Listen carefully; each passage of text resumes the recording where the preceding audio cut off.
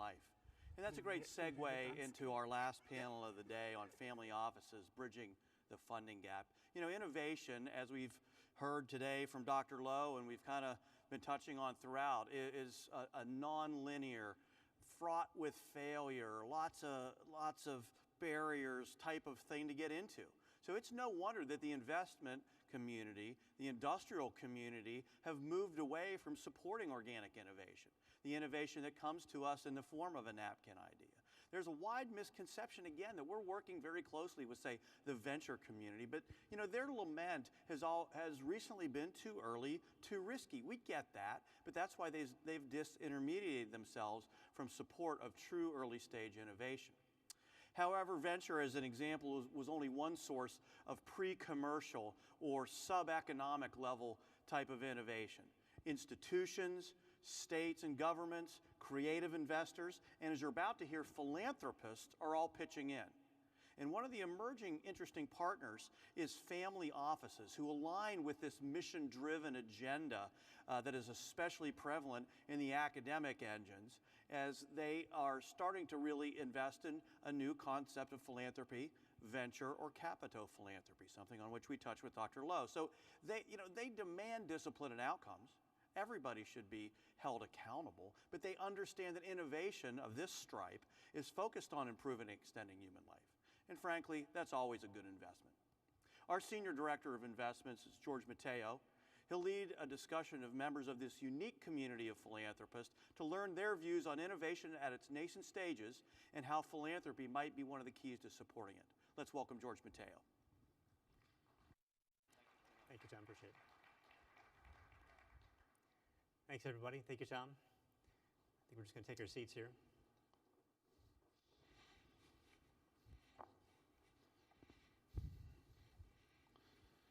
Great, so thank you very much.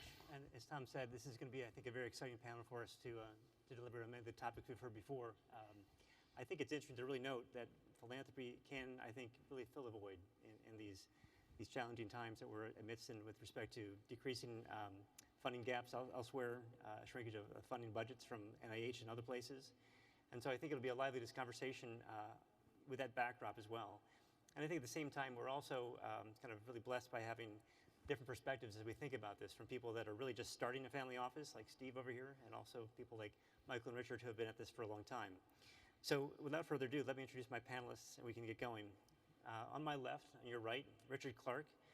Richard Clarke is a longtime friend of mine, and so if we really digress further, we can certainly talk about childhood memories and things like that, and my awkward years when he first knew me. But today, Richard is the Executive Vice President of the John P. Murphy and Coolidge Foundation of Cleveland. He has strong ties to the Cleveland community, grew up attending St. Edward's High School, where he earned the Bronze Eagle Distinguished Alumni Star, and was also a graduate of John Carroll. After college, Richard blended his strong communication skills and his avid interest in finance and spent nearly 2 decades in corporate communication and marketing. Then in 2001, Richard transitioned his efforts and started focusing on nonprofits, where he's remained focused ever since.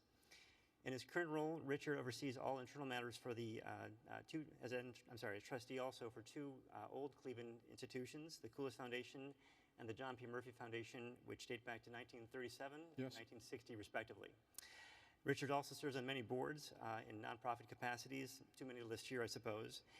And of note, though, the Coolidge and Murphy Foundations direct their efforts towards education, arts, culture, community activities, and healthcare. Correct.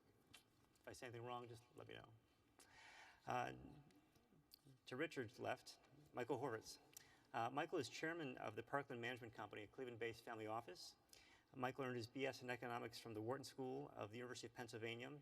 He received his JD from the University of Virginia Law School and earned his LLM in taxation at the New York University School of Law. After earning all those degrees, Michael joined Jones Day in Cleveland, where he spent 30 years as a partner, and now he asked me to tell you he's a retired partner of Jones Day, and none of his views today reflect those of Jones Day. At the same time, though, Michael is extremely civically active. He currently serves as trustee of the Cleveland Orchestra, the Cleveland Foundation, and also of the Cleveland Clinic. So in some respects, Michael is one of my bosses. Lastly, Dr. Steve Shaya. He's the managing director of the J&B Medical Supply Company. Dr. Shaya attended the Wayne State University and received a merit scholarship to attend there. And while he was there, he won many awards, focusing on his leadership, and won the Outstanding Student Leader Award in 1991. He also was awarded the Howard Hughes Medical Institute research grant there and later graduated from medical school in 1996 at Wayne State. Since 2004, Dr. Shaya has been the Chief Medical Officer of J&B Medical, which is a global healthcare solutions company based in Wixom, Michigan.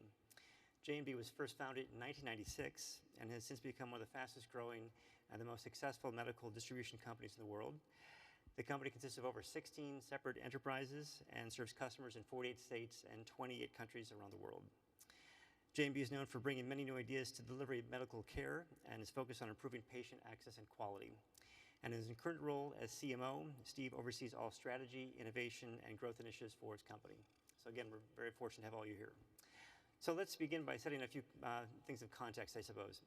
I think many people know and would recognize that social responsible investing has been in existence for quite some time. And I think it's fair to say that SRI is one of those terms that's fairly well understood.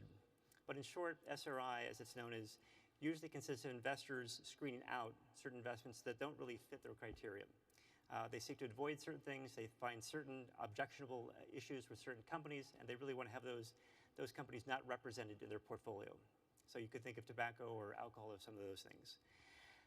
A more recent term is ESG, which stands for Environment, Social, and Governance, and that's more of a way to actually include certain things in a portfolio that actually characterize or have those characteristics within a portfolio. And so I think those terms are also becoming more synonymous and fairly well known within the marketplace. But what's interesting, I think, in the last few years or so, there's been an emergence of other terms that are kind of related to these terms, but are somewhat different. Those around venture philanthropy and also impact investing. So let me begin by asking Richard, if you don't mind, talk a little bit about maybe how the shift in philanthropy is also at place here, because I think it's interesting to note, and I think our panel and our audience would find it interesting to note that really there's been a generational shift with respect to philanthropy and how people view that in general. Sure. So the Coolidge and Murphy Foundations practice philanthropy in an old-fashioned way, if you will. It really goes back to the early part of the 20th century and people like Andrew Carnegie and Cleveland's own John D. Rockefeller. We are responsive grant makers. Organizations come to us. If they meet our guidelines, we consider their requests. If approved, we make a grant with certain terms of conditions. We give them the money. They report back on it at the end of the term. But there's an expectation that they know more about what they're doing than we do, a sort of good faith. And we don't intervene much in the work that they do, although we do sometimes serve on their boards of trustees, for example. So that's sort of the old school. These ideas of impact investing and venture philanthropy are relatively new concepts in the 100-year-old history of philanthropy as we know it. So to some extent, I think foundations like the John P. Murphy Foundation and Coolidge Foundation going back to 37 and 60. Mr. Coolidge was in the steel business, which is very emblematic of the old industrial base.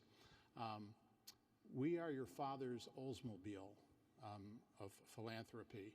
We are not your son's Tesla. You know, we can all agree that the world would be a better place if everyone drove a plug-in electric vehicle, but they only account for about less than 1% of all new car sales right now. The good news is that those sales are growing, and by 2020, there'll be about 7% of PEVs in that mix. The analogy here is that most foundations are still doing business the old-fashioned way, but there are increasingly new foundations, many of them born out of the tech industry. The Bill and Melinda Gates Foundation would be the poster child for this, that are more proactive. They are not waiting for people to come to them. They are seeking out organizations that can help them solve specific problems that they are focused on and being much more participatory in the not only grant-making process, but the final deliveries. Does that answer your question? That's great. Thanks very much. So, Michael, are you an Oldsmobile or a Tesla? And how would you characterize your experience? I don't know whether I'm either, but you know, I do think that I have a lot of difficulty with some of these concepts because if you are a philanthropist or if you're an endowment, you want to be disciplined in your investment activity and you want to be disciplined in your philanthropic activity. And some of the the sort of the new ideas are trying to meld these two together and create, in my mind, confusion over whether you are actually doing something that's philanthropic or whether you're doing something that's an investment activity. And what you end up doing sometimes is not doing either one very well. A lot of organizations have this idea of mission-related investments or mission-driven investments. And for some, that's an idea that, well, because you're doing something good, you should be willing to accept a lower return, a lower investment return. And then, of course, your investment returns come out, and you're way behind some other organizations, and everybody says, "What happened? Why'd you screw up?" You know, so I think it was John D. Rockefeller Jr. who said once, "Doing good and doing well don't mix." It's very hard to combine your investing activity and your philanthropic activity. So I guess I have a healthy skepticism about some of this. Now, if venture philanthropy means that it's part of your philanthropic mission, and you go to an organization and you fund them for some activity, and in that sense you are an investor in that activity in the generic sense, I think that's great. But if you're trying to do this and get a market return, I think it's extremely difficult sometimes because a lot of these ideas are untested, and much smarter people than I are able to do this investing. So, like in our own situation, our family foundations, our family office, we only invest in funds.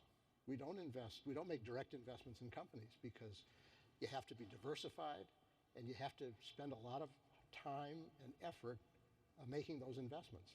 And many family offices or foundations don't have the staffs to be able to do it. So if you invest in a fund that you're paying to do it, but they have the staff, you're generally going to be better off. So I guess I'm somewhere in the middle on that. So I think we lost the rest of the audience now because nobody wants to hear that you're not available for funding sources, perhaps. But maybe Steve, you can save us a little bit. Talk a little bit about your approach, because you have a different perspective, and when you view family offices as a potential funding source for some of the activities here today, this week. So we have a different, I guess, view of things. What we've tried to do in this last couple of years is find families to partner with that have family offices that we feel are proficient or experts in a certain area. And we have done direct investments in particular philanthropic projects. I think what we have found that's brought the greatest success and satisfaction for us is not just writing a check, but to be directly involved in projects from both a productivity and a results perspective. So I'll give you a real life example. One of our philanthropic efforts is putting virtual care technology in 4 cities in Iraq. I'm Iraqi Christian, and up to date, it's very difficult. It's actually very tragic what's going on in Iraq, and many people don't have a place to live, they don't have food, and they definitely don't have access to health care.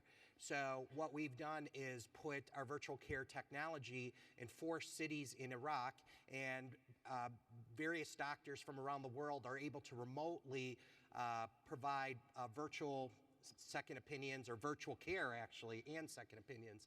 And we've been able, I think, to get a lot of bang for our buck on that effort. That's not a for-profit effort by any means, but I feel we've had the most success in direct investments, and we have tried to partner with people up to date that are proficient in certain areas to support certain causes. Now, I was talking to Michael earlier, there is a paradigm shift.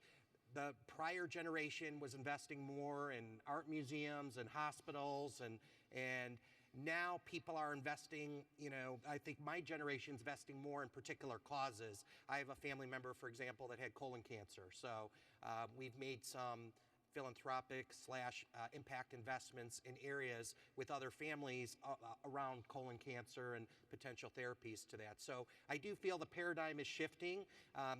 We are still in process of setting up a family office. So you could talk to me about investment. That doesn't necessarily mean I have a mechanism to do it. Up to date, everything's been very direct.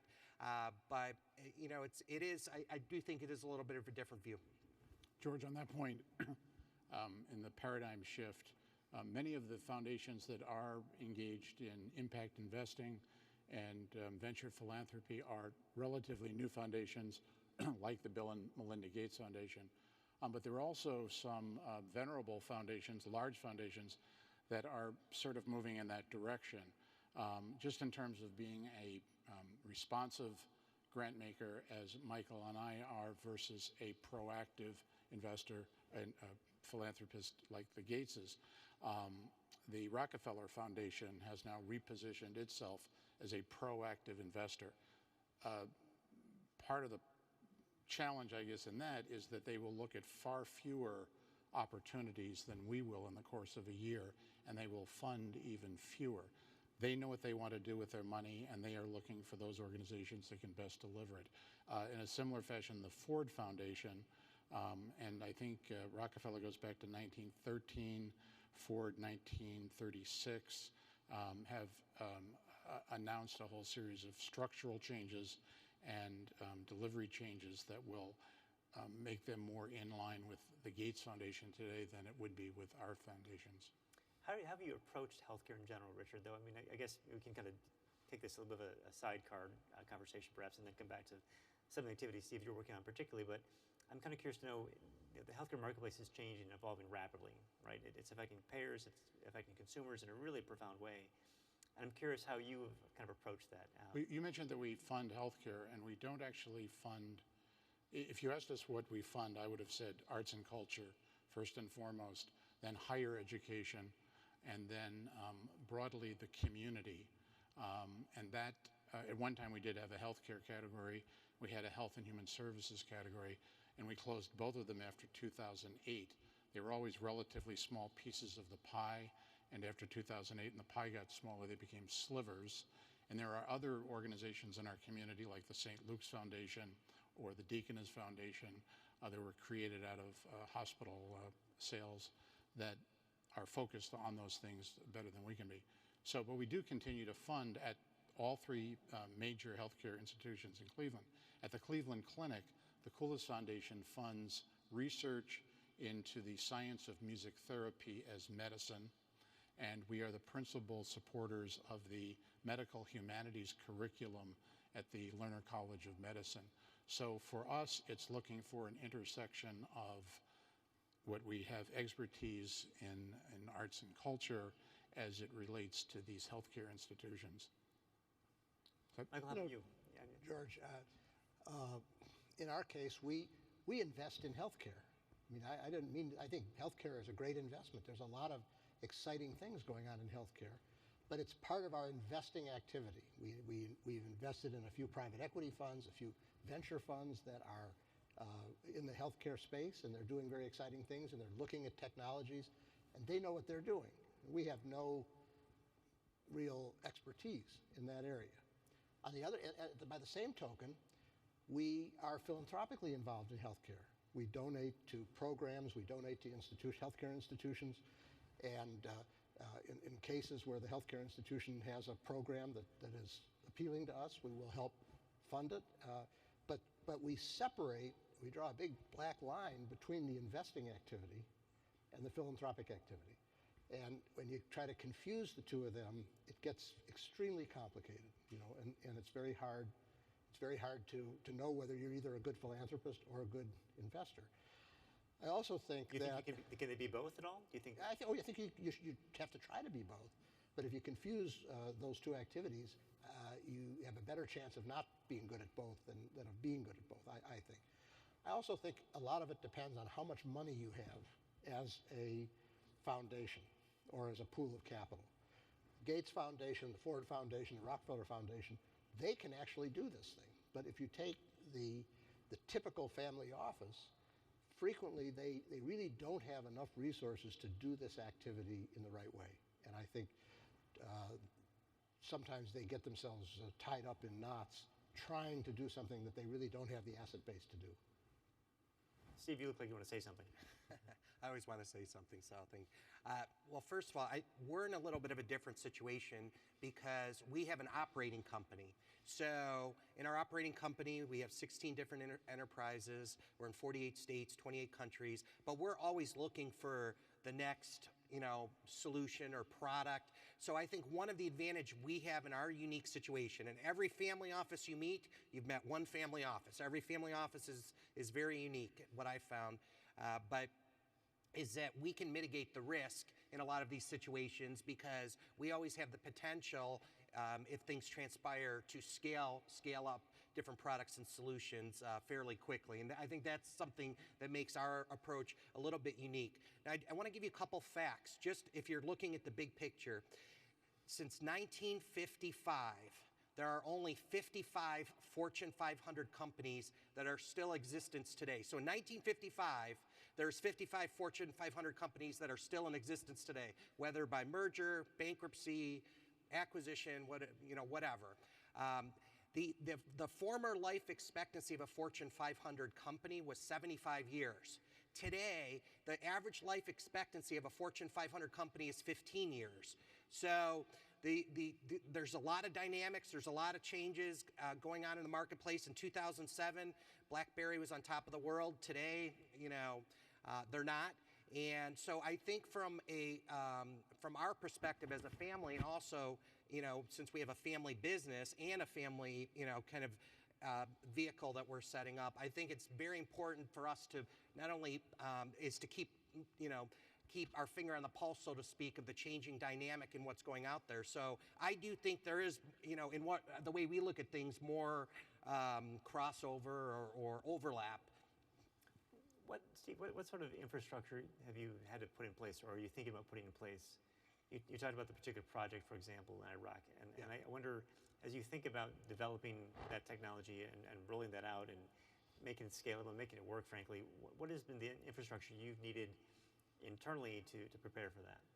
So what we're able to do is we're able to leverage our internal existing resources. So we have subject matter experts. For example, a big issue is connectivity. And so we're able to connect our virtual care technology to satellites and also solar panels. So we're able to leverage our internal, super smart techie folks to help support those type of efforts. And then one thing we've had to invest in anything we do across the world is we have a team that's specifically dedicated to those projects because they have to provide reports, they have to measure, manage, and optimize our progress. And so I think a big thing that it's important for us is that real time, we want to know how things are progressing in anything we invest in, anything we participate in. And I think that's a big paradigm shift as well, because data and information now is more accessible. In the past, you'd get a report periodically. Well, now, it's a different time in the digital health world, and I think that's an advantage of family office. You can leverage this greater accessibility to data and information. So you run it really like a business, in other words. That's how we look at it. Is profit the sole motivation then for you, or are there other considerations? Great question. Well, we always say no margin, no mission. So, it's important that we have some sort of operating margin in whatever we do. Otherwise, we wouldn't be in business.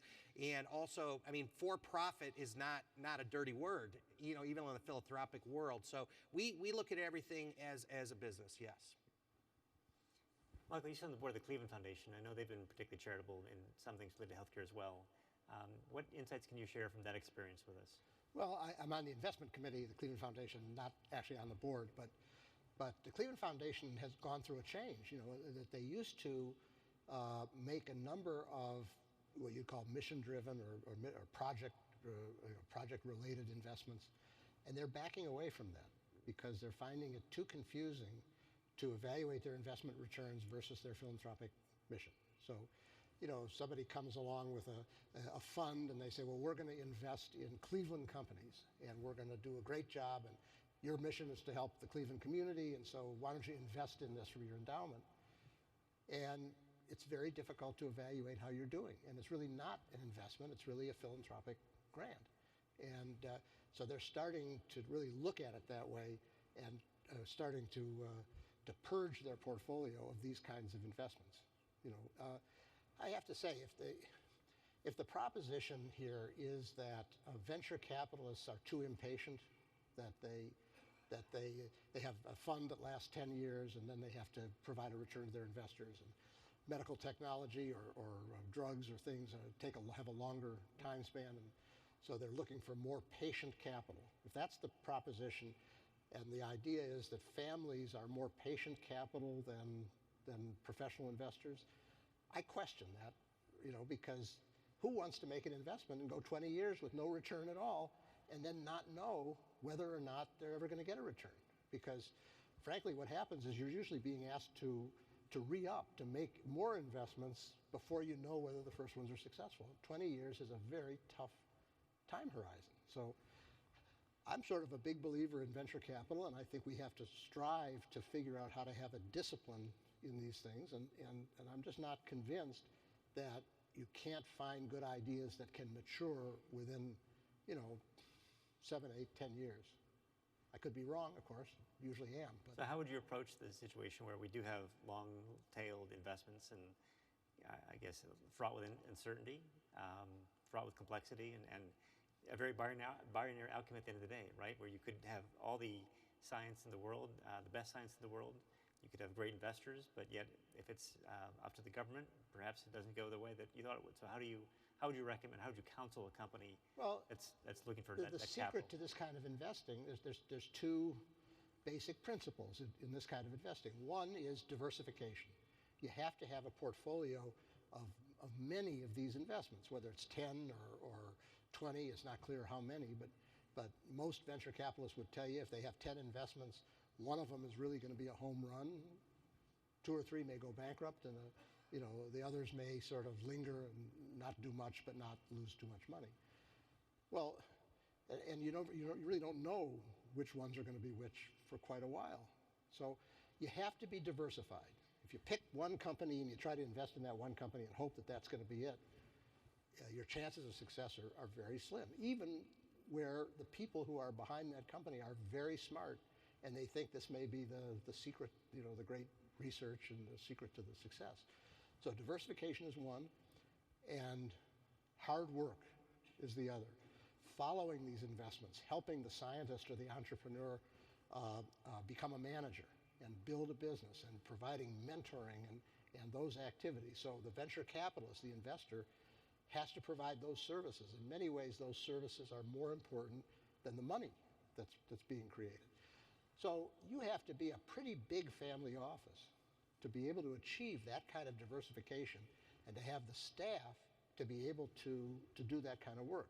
By the time you're all through, paying in a venture capital fund 2% annually and 20% of the profits is probably going to be cheaper than trying to develop that capacity internally.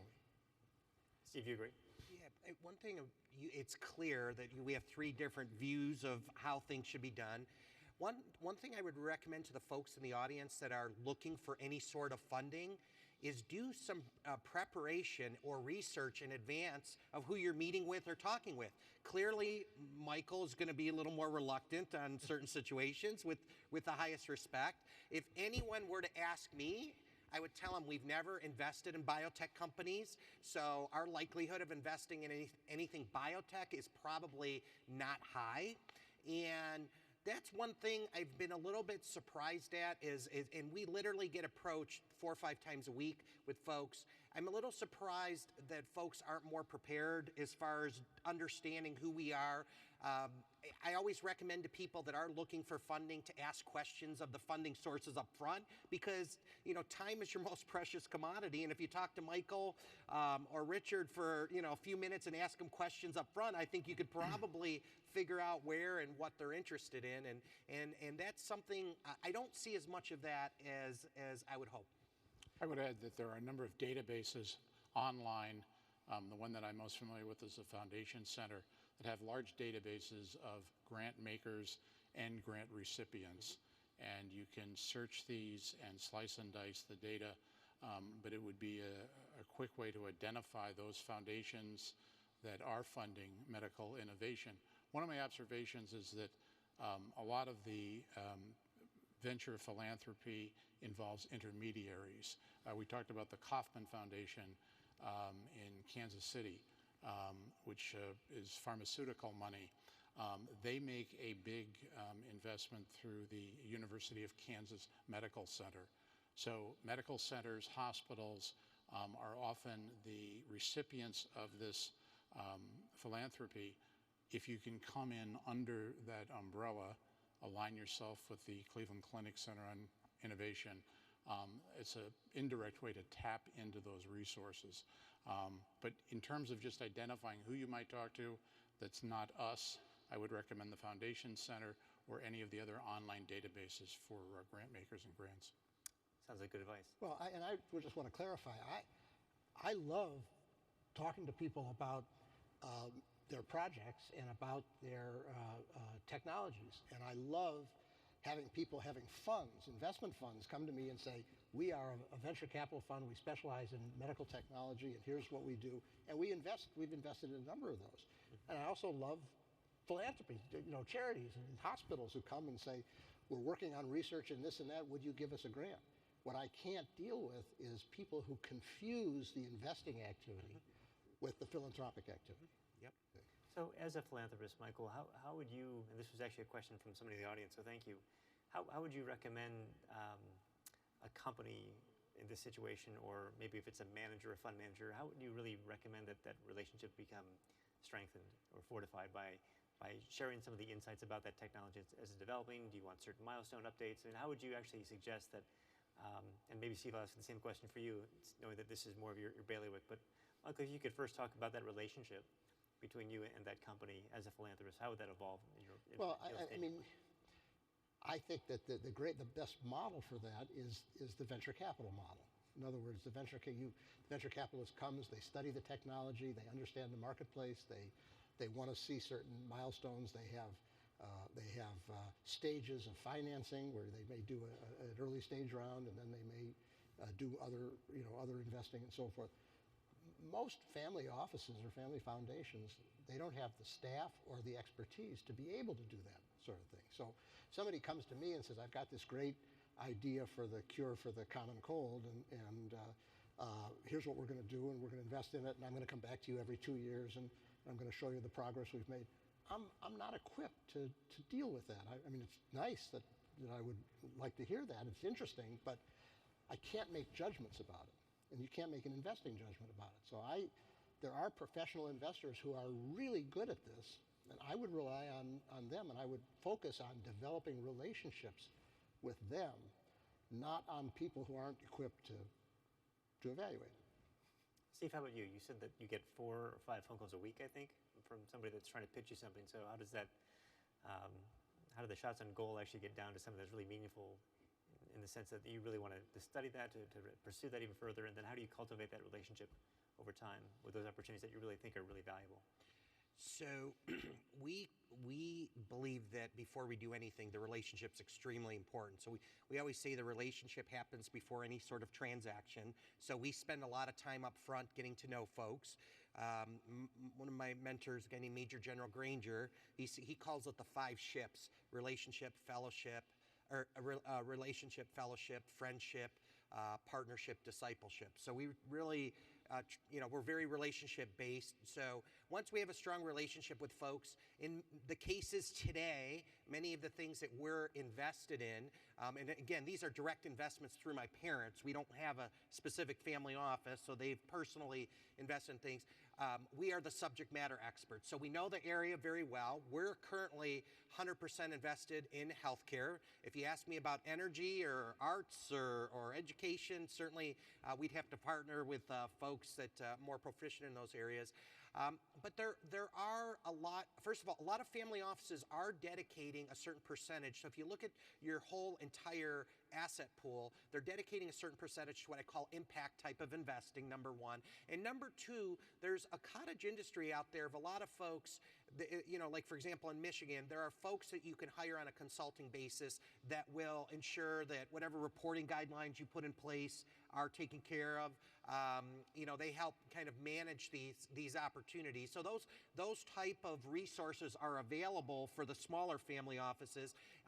With our company, we're currently doing all those things internally, and again, the relationship, for a family office, things tend to be more personal. But even if I like someone and I like an idea and I think this can change the world, it does not mean we're not going to do our due diligence, check references, make sure there's a proper way to scale something. I mean, but I will say there's certain things that when they catch, then we have other steps that we have to follow. So it's not as, some people think family office, if a family member, likes you, then, you're in.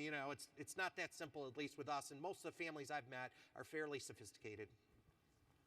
Richard, going back to you a second, you mentioned that I think some of the origins of your foundations go back decades and come back to, I guess, venture capital of the early 20th century, I suppose.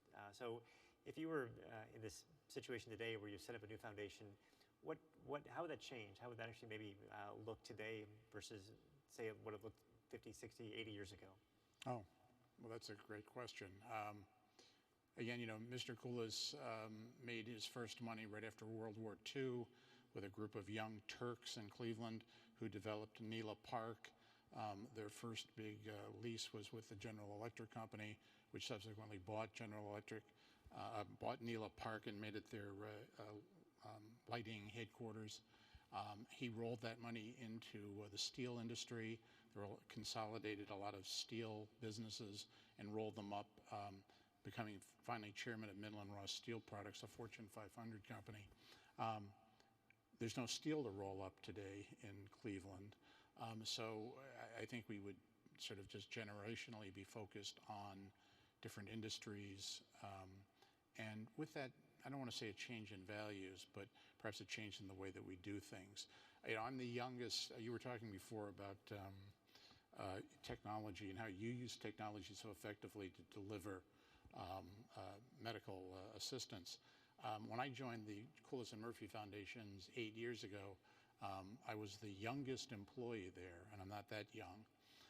And they thought I was Bill Gates because I suggested that they periodically reboot their computers, that it would alleviate a lot of problems that they were having. And there was nobody there that even knew what that meant. Today, obviously, if you had anybody there under the age of 40, it would become, it would be built into the equation. So I think in terms of what we would do differently, our portfolio would probably look pretty much the way it does. 20 years ago, our portfolio was primarily blue chip stocks managed by the trust department of one of two major banks in town, and high quality bonds as well. Today we have a much more diversified portfolio with managed accounts and funds and traditional sort of asset allocation of equities and fixed income. Today I think we would be equally diversified, probably more so, and things might be more narrowly focused. Again, I don't see direct investments. You would have to have an awful lot of, the Harvard endowment gets mentioned a lot, and I think somebody, or perhaps it's the Notre Dame University Endowment, they've invested heavily in forestry companies. They have a whole room full of people at the university that do nothing but follow the forestry industry. Analysts, probably the equivalent of Goldman Sachs analysts that are focusing that. We, within our cost structure, can't afford to do that. But I think you would see investments in funds that are a little more specific to our mission. Does that answer your question? Sure, absolutely. Back to you, Steve. So as you think about hearing that, does that intimidate you as you go down this journey of starting a family office, knowing that you might have to have a team of Goldman Sachs analysts at your beck and call? No, it doesn't intimidate. I've met all of them, trust me. So no, it doesn't intimidate me. It's actually an exciting time. It's exciting time for us because there's just so many great opportunities out there in healthcare. I always remember Bill Gates's comment. Someone asked him, who are you most afraid of? And he's like, I'm most afraid of those two guys working out of their garage. And that's how it is in healthcare. I think the next Google, Amazon, Facebook, it doesn't exist today.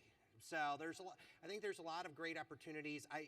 Where there are challenges, yes, there's a lot of challenges. There's a high percentage that don't make it. Certainly, I would never recommend anyone to just invest in one thing if you're going to go down this path of impact investing, but have a portfolio. But it's very exciting, and the collaborative spirit from the family offices and the resources that are out there through other family offices. Do we have everything internally? No, but there's a whole, network out there, family offices, and we're getting a little more proficient at understanding who's, has subject matter expert in which areas, and trying to leverage that. And in your opinion, Steve, are there certain characteristics within the family office that make this venture investing so relevant, so applicable in your view? And Yeah. what is it in your view? And I guess we've heard that. Well, I, in my personal view, we sell 1 million products from 887 manufacturers. We see a lot of companies come and go. A lot of them don't make it. I think there's a huge gap out there between the very early stage and what I call the venture stage. And I think that's important for family offices. Without family office or private funds or resources, I think it's very difficult for a lot of those folks. And so, a lot of folks that I deal with, are very interested in helping promote things. They know that not all of them are going to work. But look, part of innovation is trying things. Some things work, some things don't work. That's what you have to understand about innovation. Just because it's innovative doesn't mean it's going to work. Sometimes you learn more. Every failure sets you up for success. So I think you've got to look at it with the right optics and look at it in the whole totality of everything that you're doing. I think that's a really good point, that many family offices were created through some liquidity event of a family business, and in the category of people are better investors with the things that they know. If you have a family that has recently been in the technology business or the medical device business or something, they know that business. And the entrepreneur who was the founder of the business, who's now running the family office, he may have a great deal of expertise that he can apply to investing in these kinds of businesses. As you get further away from that, or if you have a family that was in the widget business, that they don't have that expertise, and it becomes very difficult for them to evaluate these technology opportunities. So if you're looking for a family that's most likely to invest in that kind of a field, you might look for what their business was and see whether they had expertise in a particular industry. And along those lines, Michael, how do you think Cleveland's positioned? I think we heard one of our panelists earlier talking about it. Shout out to Cleveland for all of its prowess in medical device design, government affairs, and regulatory expertise. It seems like we're kind of on the ascendancy, if you will, of potentially innovation discovery within Cleveland. We're kind of curious to get your thoughts on that in terms of, does that suggest or maybe bode well for the future of family offices focuses on Cleveland has this a difficult combination of characteristics. As Richard points out, Cleveland was the center of the new economy of 1900. There's the steel making, the heavy industry, and that was where a lot of the wealth in Cleveland was created. The places like the Cleveland Clinic and other healthcare institutions are doing unbelievable things. They're developing great technology, but much of the capital that's available in Cleveland is not equipped to understand that technology and back it. So you have a dichotomy between the opportunities that are available and the people who know how to invest in that field. So I think it's a good news, bad news story, and it's a very tough issue. We were the Silicon Valley of the industrial age, and as a result, you had the world's largest law firm based in Cleveland, Jones Day, Ernst & Young, one of the world's largest accounting firms, because they served those Standard Oil and Republic Steel and the like. I think one of the distinctions between the old philanthropy and the new is that we are much more local in the old philanthropy, and the new philanthropy is much more global. And when you talk about the collaborations you have with other family offices and people that have expertise, I think part of the generational shift is a sense that if I can't find somebody in Cleveland that can do it, I'm about 3 phone calls away from finding somebody in California who will. The social network, if you will. Or just reboot your computer. If you reboot your computer, you can probably... Reboot your computer and all kinds of wonderful things will happen in your life. No, I agree. You know, we were the Silicon Valley of the industrial age, and then to a large extent we've been in a wealth preservation mode for the past 100 years. There is venture money, there is smart money here. I think it's harder to find than it would be in other markets, but there's also perhaps less demand here than you would face if you were sitting in Palo Alto someday trying to make a deal. Steve, did you want to say something? I think you had a comment. Just going to say, I haven't been to Cleveland in many years, and the renaissance that's going on here, Pittsburgh. I'm from the Detroit area, and these old industrial manufacturing hubs. How they're reinventing themselves and transforming into meccas for healthcare, innovation, transformation, and the advantage I think a place like Cleveland with the Cleveland Clinic is, I mean, literally there's people from around the world that come here for care. And it's a tremendous opportunity to try innovative things. Of course, you have a reach now in other places around the world as well. So it's a very unique situation here. And I think if properly leveraged, I mean, it's limitless what can be done. Great. Optimistic. So I think we've just got about a few minutes left. Let me just kind of close with one last question, which is, again, how we would maybe give advice to people in the audience. So we have a lot of entrepreneurs, a lot of incubator inventors, if you will. And as they think about trying to find and solve for that dearth of funding, how would you actually recommend they go forward in doing that? I think we talked a little bit about it earlier, but maybe we could just close on that note. So Richard, any parting thoughts? Well, on the one hand, I would say if you're looking for a massive infusion of cash, don't look to philanthropy. The wheels turn very slowly, and that's not the first place to go. The thing I was thinking, I knew a physician who said to me, a Cleveland Clinic doctor, who said to me, whatever you've got, stay as well as long as you can, as well as you can for as long as you can, because there's so much in the pipeline that the chances are that next year or the year after, there'll be a new therapy, a new medication, a new way to deal with that, and you can stay healthier for a very long time. If you are starting out, hang in there. There is more and more philanthropic dollars becoming available through impact investing, through venture philanthropy. Not from us perhaps, but they're out there. You can contact me. Certainly Michael likes to give advice as well, and we can kind of point you in that direction, if not help you directly. Thank you. Michael? Well, I mean, I guess if I were getting in the advice business, I would say, don't be afraid of professional investors. Professional investors know how to nurture and grow companies. And I think a lot of the tension is that the scientist, the person who developed the technology, is very afraid of giving up control of his business to somebody. And I would say you have to take a certain leap of faith and recognize that if you have a great technology, now you need somebody who's going to be your partner to help you develop it. And the professional investors are the best at doing that.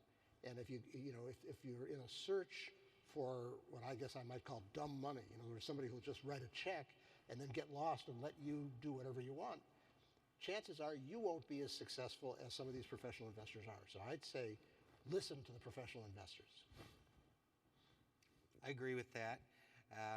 There's a lot of new wealth out there, especially in the last few years. A lot of folks that have come into this new wealth are looking at philanthropy in a very different way, an area that I didn't know a lot about, crowdfunding. And people are putting out great ideas, maybe pre-venture type of ideas, and able to get to leverage networks and get funding. I'd say don't stop believing. It's an exciting time, and healthcare is going to transform in ways we've never even thought or dreamed of the next 10 years. And it's an opportunity to really, I think there are tremendous opportunities to make a difference. I agree. You got to be cautious. You got to approach it like you do everything in life. But without impact investing, there's a lot of things that will never get to the venture stage. That's where the challenge is, and that's where the opportunity lies. Great. With that, thank you very much. Thank you. Thank you. Thank you, everybody. Are we still on? Just a cool Cleveland note. None of you might have iPhones today if it wasn't for Cleveland venture capitalist David Morgenthaler, who was one of Steve Jobs' earliest backers and stayed with him for a very long time through thick and thin. So next time you make a call or check your iPhone, remember Cleveland loving you. Go Cleveland. Thank you. All right. Thank you. That was great. Thank you.